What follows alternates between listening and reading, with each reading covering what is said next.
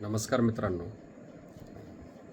Market जेव्हा 22,000च्या पातळीला पोहोचलं होतं त्यावेळेला मार्केट अजून किती खाली जाईल, आता काय होईल, काय केलं पाहिजे याचा आपण विचार करत होतो. आणि आज मार्केट जेव्हा 22,900च्या वर पोहोचलं आहे तेव्हा आपल्या मनामध्ये प्रश्न यायला लागला आहे की मार्केटची ही तेजी आहे ती खरोखर टिकाऊ आहे का, हिच्यावरती आपण विश्वास ठेवून पुढील वाटचाल आपली करू शकतो का.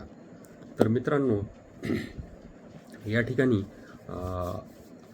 या तेजीच्या संदर्भामध्ये विचार केला तर 23,000 हा एक सायकोलॉजिकल सपोर्ट आहे. तो ज्या वेळेला ब्रेक होईल आणि त्या पातळीवरती आपण जेव्हा सातत्याने 2-3 दिवस आपण टिकून राहू त्यावेळेला कुठेतरी आज जो ट्रेंड आहे तो न्यूट्रल झालेला आहे, हे मात्र नक्की आहे.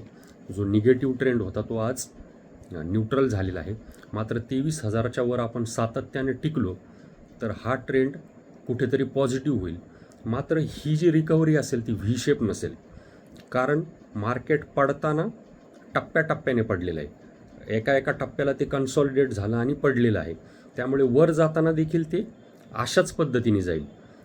कारण 2020मध्ये मार्चमध्ये जेव्हा मार्केट पडलं होतं कोरोनामुळे तर ते एकदम सडनली पडलं होतं, त्यामुळे त्यामध्ये व्ही शेप रिकव्हरी झाली होती. परंतु इथं अशी रिकव्हरी होण्याची संभावना बिलकुलच नाही आहे. तर अशा वेळेला आपण कुठल्या गोष्टीकडं लक्ष दिलं पाहिजे मार्केटमध्ये. तर यावेळेला आपण अमेरिकेच्या बॉन्ड यील्डकडं लक्ष देणं गरजेचं आहे. तर अमेरिकेचे बॉन्ड यील्ड जर वाढले तर नक्कीच अमेरिकेतून FII भारतामध्ये येण्यासाठी नक्कीच उशीर लागेल.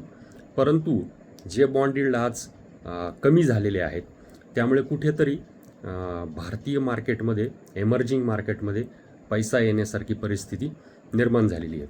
त्यानंतर 110वर पोहोचलेला जो डॉलर इंडेक्स आहे तो आज 103वर आलेला आहे आणि रुपया कुठेतरी मजबूत झालेला आहे. त्यामुळे भारतीय मार्केटला एक आशा आणि अपेक्षा आहे. आणि मागच्या 2 दिवसापासून महिन्यामध्ये पहिल्यांदाच FIIनी सेलिंग म्हणजे सेलिंग झालेलीच नाही आहे, उलट खरेदी झालेली आहे. परंतु आपण जर पाहिलं तर साधारणतः पुढच्या 1-2 महिन्यामध्ये FIIनी नेटमध्ये सेलिंग जरी बंद केली तर आपल्या इथले DII, डोमेस्टिक इन्स्टिट्यूशनल इन्व्हेस्टर आणि रिटेलचा जो इनफ्लो आहे SIPच्या माध्यमातून हा इतका सक्षम आहे की तो मार्केटला वरच्या पातळीवरती नेण्यासाठी त्यामध्ये ती क्षमता निश्चितच आहे. परंतु सगळ्यात महत्त्वाचं, कॉर्पोरेट अर्निंग जोपर्यंत वाढत नाही, जोपर्यंत कंपन्यांचे तिमाही निकाल चांगले येत नाहीत तोपर्यंत आपलं मार्केट वरच्या पातळीला टिकणं शक्य नाही.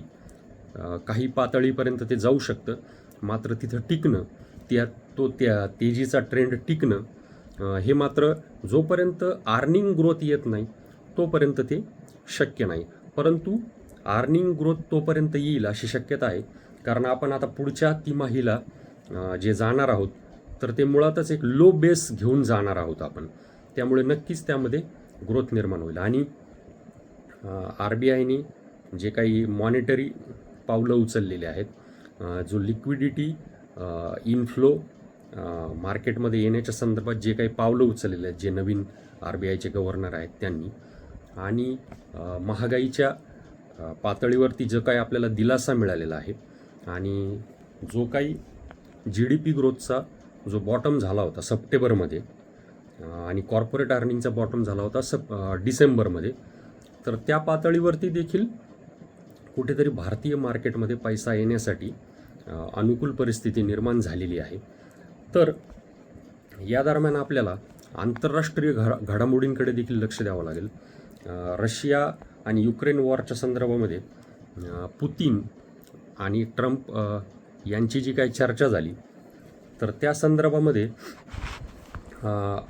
1 महिन्याचं सीज फायर घोषित केलेलं आहे. म्हणजे कुठेही एनर्जी आणि कुठेही रेसिडेन्शियल या ठिकाणावरती हल्ले केले जाणार नाहीत. कारण युक्रेनचे ड्रोन्स देखील रशियामध्ये रेसिडेन्शियल बिल्डिंगमध्ये हल्ले करताना कुठंतरी चित्र निर्माण झालं होतं. तर या सगळ्या गोष्टी महिनाभरासाठी तरी थांबलेल्या आहेत.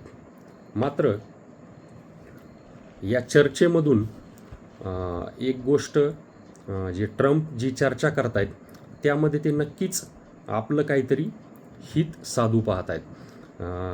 ते हित म्हणजे त्यांना रशियामध्ये आपल्या कंपन्यांना ट्रेड करण्यासाठी एक अनुकूल परिस्थिती निर्माण करायची आहे.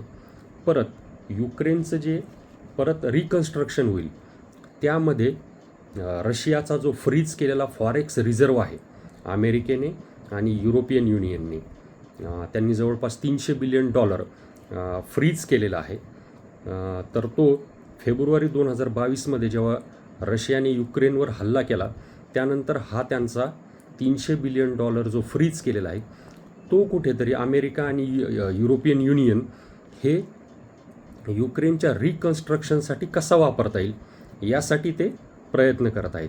तर त्यावेळेला स्टील असेल, मटेरियल असेल याची खूप मोठी डिमांड क्रिएट होईल आणि अमेरिका यामध्ये तो जो काही कॉन्ट्रॅक्ट आहेत रिकन्स्ट्रक्शनचे ते आपल्याच कंपन्यांना कसे मिळतील या संदर्भामध्ये ते नक्कीच प्रयत्न करतील.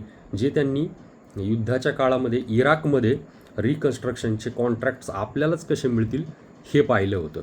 तर या देखील घडामोडींकडं आपल्याला लक्ष देणं गरजेचं आहे. तर गव्हर्नमेंटचं एक्सपेंडिचर देखील जानेवारी फेब्रुवारीपासून चाललेलं आहे. तर साधारणतः मे जूनपर्यंत भारतीय बाजारातील परिस्थिती नक्कीच सुधारेल आणि FIIची सेलिंग पूर्ण बंद होईल, ॲटलिस्ट बंद व्हावी. म्हणजे त्यानंतर आपले DII आपला SIPचा इनफ्लो हा मार्केटला वरच्या पातळीवरती टिकवून ठेवील. तर आज फेडची मीटिंग होणार आहे. तर यामध्ये आपल्याला पाहावं लागेल की फेड रेट कटच्या संदर्भामध्ये काय निर्णय घेते. शक्यता तर अशीच आहे की ते पॉज मोडवरच असतील. यामध्ये हे पाहावं लागेल की ते ग्रोथला महत्त्व देतात की इन्फ्लेशनला महत्त्व देतात. कारण जर त्यांना ग्रोथला महत्त्व द्यायचं असेल तर त्यांना रेट कट करावा लागेल.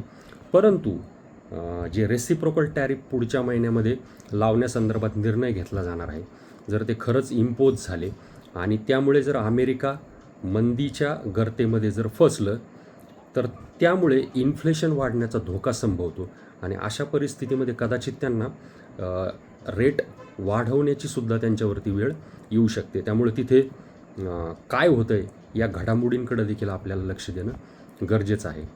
तर भारतीय मार्केटमध्ये एप्रिलनंतर पीक कापणी होऊन ग्रामीण भागामध्ये देखील पैसा हातात येईल, लिक्विडिटी हातात येईल, कन्झम्पशनला एक बूस्ट मिळेल आणि डॉलर इंडेक्स पाहिलं किंवा बॉन्ड यील्ड पाहिलं तर या सगळ्या परिस्थिती आपल्याकडं अनुकूल आहेत. आणि इमर्जिंग मार्केटमध्ये आपला एक 10 ते 12% शेअर आहे. तर तो शेअर परत एकदा आपल्याला मिळण्यासारखी परिस्थिती येण्यासाठी साधारणतः अजून 2 ते 3 महिने तरी नक्कीच लागतील. तोपर्यंत पेशंटली मार्केटमध्ये इन्व्हेस्टेड राहूयात आणि आशा करूयात की मे जूनपासून मार्केट परत वरच्या दिशेने जायला लागेल. तुर्तास इथेच थांबूया. धन्यवाद.